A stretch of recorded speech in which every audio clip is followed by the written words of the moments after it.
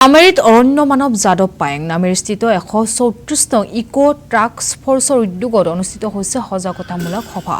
পৰিৱেশ প্ৰদূষণৰ ওপৰত অনুষ্ঠিত সজাগতামূলক সভাত অৰণ্য মানৱ যাদৱ পায়েং মুখ্য অতিথি হিচাপে উপস্থিত থাকি উত্তৰ পূৰ্বাঞ্চলৰ সেউজীকৰণ কৰাৰ আহ্বান যাদৱ পায়েঙৰ।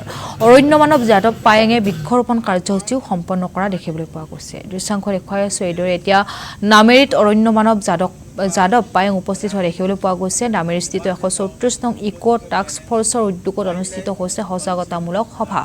পৰিৱেশ প্ৰদূষণৰ ওপৰত অনুষ্ঠিত সজাগতামূলক সভাত অৰণ্য মানৱ যাদৱ পায়েং উপস্থিত হোৱা দেখিবলৈ পোৱা গৈছে। তেওঁ মন্তব্য আগবঢ়াইছে মুখ্য অতিথি হিচাপে উপস্থিত থাকি উত্তৰ পূৰ্বাঞ্চলক সেউজীকৰণ কৰাৰ আহ্বান জনাইছে এতিয়া পায়েঙে।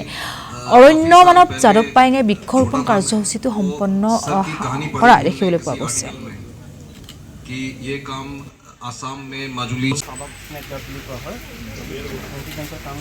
ভাল লাগিছে 130 ইকজিল যি 40 যিটো কৰিছে তেওঁলোকে সজাগতা নিজেও কৰিছে দেশ আৰু জাতি পৃথিৱীৰ বাবে যিটো কৰিছে সেইটো ধন্যবাদ দিছোঁ তেখেতসকলক আৰু কৰি যাওক মানুহ এৱাৰনেছটো কৰক পৃথিৱীৰ ভাৰসাম্য ৰক্ষা কৰক এনেকুৱা যদি পদক্ষেপ হয় গ্ৰীণ ইণ্ডিয়া কৰিবলৈ বেছি সময় নল'ব পৃথিৱীৰ ভাৰসাম্য ৰক্ষা কৰাত ভাৰতেই পথ প্ৰদৰ্শক হিচাপে তেওঁলোকৰ থ্ৰুৱেদি কৰক বুলি মানে মানুহক এৱাৰনেছটো কৰক বুলি মই অনুৰোধ কৰিছোঁ। আকৌ আহ্বান মানে এনেকুৱা আগত আমাৰ ছাত্ৰ ছাত্ৰীসকলৰ ওপৰত বেছি গুৰুত্ব আগতে জন্মতিথিত কেক কাটি কেকৰ বুলি এজোপা গছ পুলি ৰুব লাগিব আৰু যিমান বন্ধু বান্ধৱী মাতিব এজোপাকৈ গছ পুলি প্ৰতিপালন কৰি ডাঙৰ দীঘল গ্ৰীণ ইণ্ডিয়াটো সোনকালে হ'ব। প্ৰত্যেকৰ জন্মতিথি যদি হয়তো হয় সেইটো গ্ৰীণ ইণ্ডিয়া কৰিবলৈ বেছি সময় নালাগিব।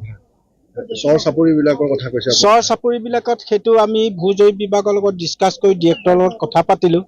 তেখেতসকলে শদিয়াৰ পৰা ধুবুৰীলৈ 58টা নতুন চৰ চাপৰি হৈ গ'ল। সেইটো হাতী খাদ্য বান্দৰ খাদ্য দিলে হাতী আৰু মানুহৰ সংঘাত বান্দৰ আৰু মানুহৰ সংঘাতটো কমি যাব। কিন্তু আমাৰতো অসমৰ মাটি নাই অসমৰ মাটি